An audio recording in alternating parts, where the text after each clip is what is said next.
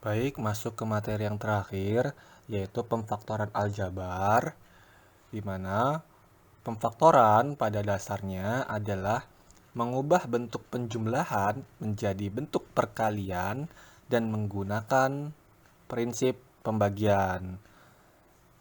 Untuk lebih jelasnya, perhatikan pembahasan berikut. Jadi adik-adik, eh, tadi kita sudah membahas mengenai perkalian dan pembagian aljabar, yang mana pada perkalian aljabar kita menemukan suatu bentuk, yaitu A ditambah B dikali dengan A ditambah B.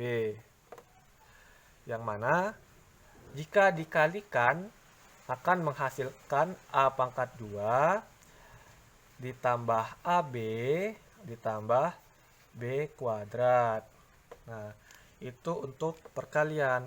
Namun, pada pemfaktoran ini beda. Jadi, kalau perkalian dari bentuk ini menjadi ini, kalau pemfaktoran adalah bagaimana caranya bentuk A pangkat 2 ditambah AB ditambah B kuadrat ini, atau bentuk penjumlahan ini, menjadi bentuk perkalian. Sehingga biasanya akan menghasilkan sesuatu dikali dengan sesuatu. Jadi bentuknya seperti sifat distributif perkalian. Begitu. Nah, yang perlu kita perhatikan atau yang bisa menjadi perhatian kita itu ada dua. Yang pertama itu adalah angka. Nah, apa sih yang perlu kita perhatikan dari angka ini?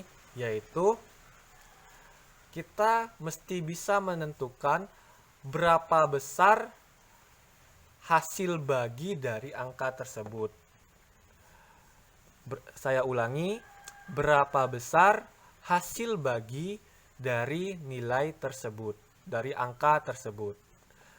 Lalu yang kedua itu adalah huruf.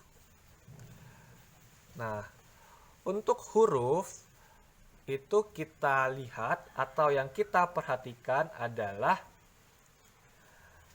yang memiliki huruf yang sama di masing-masing suku. Jadi misal kalau di sini ada A, di sini harus ada A, dan di sini harus ada A. Jadi yang pertama adalah masing-masing suku itu memiliki huruf tersebut. Lalu yang kedua itu adalah yang kita ambil atau yang kita keluarkan ke dalam bentuk ini itu adalah pangkat terkecil, begitu. Mungkin kalau teori saja akan membingungkan, jadi kakak langsung kasih contoh saja. Jadi contohnya seperti berikut. Untuk contoh nomor 1, misal 10 A pangkat 3 B pangkat 2 C dikurang 20 A pangkat 2 B. Nah, sesuai dengan yang mesti kita perhatikan yaitu adalah angka. Nah, kira-kira angka 10 dan angka 20 ini bisa dibagi paling besar dengan angka berapa? Yang paling mudah, jadi daripada kita mencari FPB, mending kayak gini. Jadi, yang pertama adalah 10 dengan 20. Kita sama-sama bagi menjadi 2. Kita simpan 2, di mana hasilnya akan menjadi 5, dan di sini akan menjadi 10. Oh, 5 dan 10 ini masih bisa kita bagi. Sama-sama dibagi 5.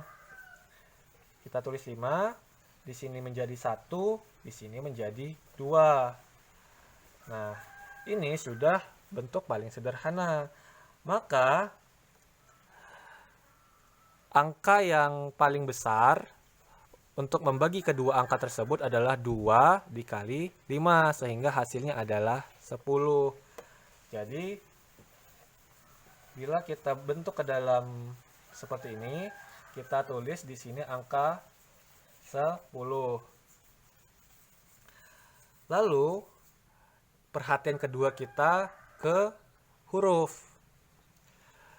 yaitu kita harus melihat dari masing-masing suku, apakah di masing-masing suku tersebut memiliki huruf yang sama.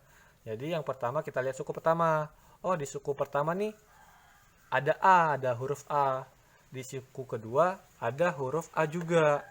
Nah, berarti perhatian kita bagus nih, udah sesuai.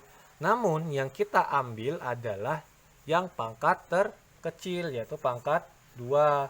Sehingga kita tulis di sini adalah pangkat 2. Lalu setelah itu B, di sini ada B pangkat 2 dan di sini ada B pangkat 1. Nah, yang paling kecil adalah B pangkat 1. Otomatis kita tulis di sini B pangkat 1. Nah, lalu di sini ada C. Tapi di suku kedua itu nggak ada C, maka C-nya tidak bisa kita keluarkan ke sini. Nah, otomatis untuk suku yang di luar itu sudah kita temukan, yaitu 10 A pangkat 2 B. Nah, sekarang kita menentukan bagian di dalam. Jadi, di sini kan tadi soalnya adalah 10 dan 20. Maka 10 ini dibagi dengan 10 di sini. Hasilnya adalah 1. Lalu A pangkat 3 dibagi dengan A pangkat 2. Menjadi hasilnya adalah A. Lalu B pangkat 2 dibagi dengan B pangkat 1. Hasilnya adalah B. Lalu C, karena di sini tidak ada, langsung kita tulis C. Suku pertama sudah, sekarang suku kedua. Karena negatif, kita tulis di sini negatif. 20 dibagi dengan 10. Berarti hasilnya adalah 2. Lanjut ke huruf A. Huruf A berpangkat 2.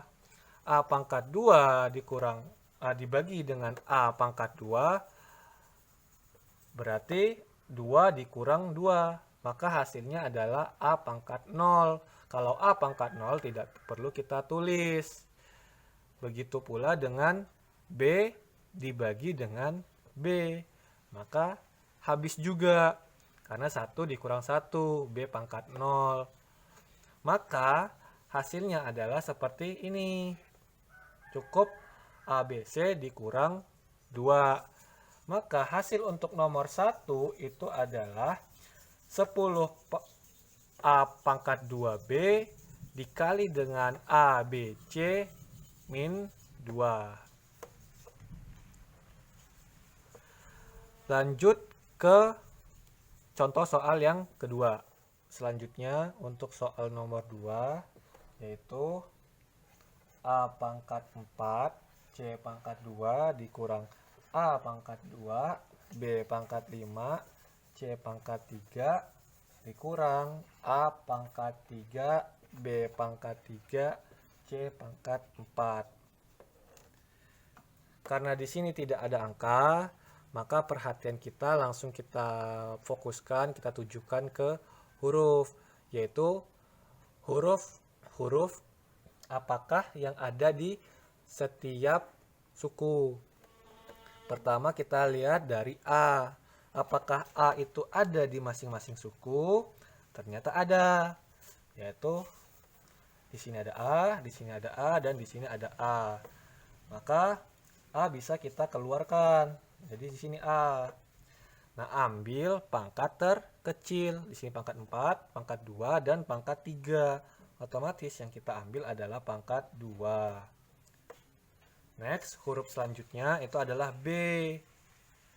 Apakah di setiap suku itu ada huruf B? Ternyata tidak ada. Karena di sini tidak ada B. Otomatis B tidak bisa kita keluarkan. Lanjut ke huruf C. Apakah C ada di masing-masing suku? Ternyata ada.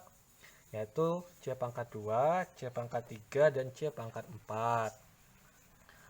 Maka kita tulis C dan ambil pangkat terkecil, yaitu pangkat 2. Jadi di sini kita pangkat 2. Sudah, karena ABC sudah kita perhatikan semua. Maka sekarang kita menentukan yang di dalam kurung.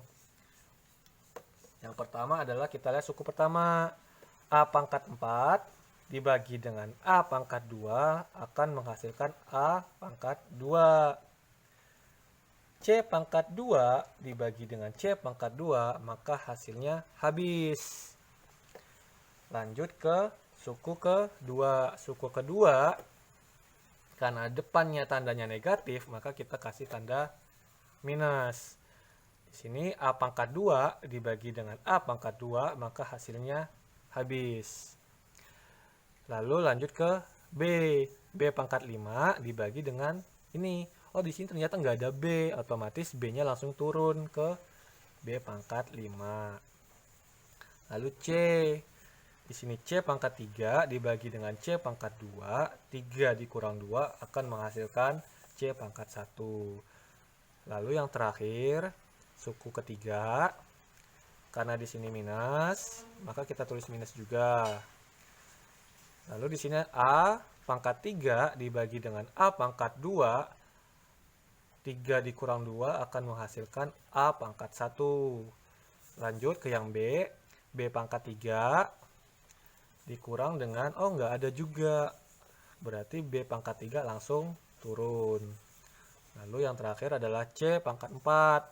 C pangkat 4 dibagi dengan C pangkat 2, otomatis 4 dikurang 2 akan menghasilkan C pangkat 2. Nah, jadi hasil pemfaktoran dari soal nomor 2 adalah sebagai berikut, yaitu A pangkat 2, C pangkat 2 dikali dengan A pangkat 2 minus B pangkat 5C minus A B pangkat 3 C pangkat 2. Baik adik-adik, sekian penyampaian materi dari kakak. Mudah-mudahan apa yang kakak sampaikan bisa menambah wawasan dan ilmu adik-adik sekalian. Kakak akhiri, terima kasih. Wassalamualaikum warahmatullahi wabarakatuh.